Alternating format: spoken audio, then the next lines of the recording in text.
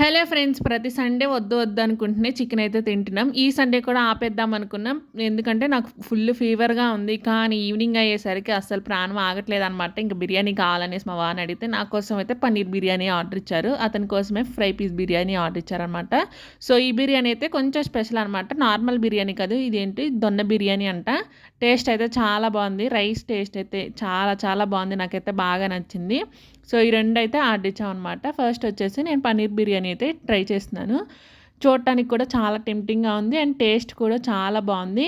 నా చిట్టి ప్రాణం చికెన్ ముక్కని చూస్తే అస్సలు ఊరుకోదనమాట. మా వారి ప్లేట్‌లో ఉన్న చికెన్ ముక్కని తీసుకొని నా పొట్టలో అయితే వేసేసుకున్నాను. అంత ఫీవర్‌లో కూడా మరి అలా ఉంటది నాతోని.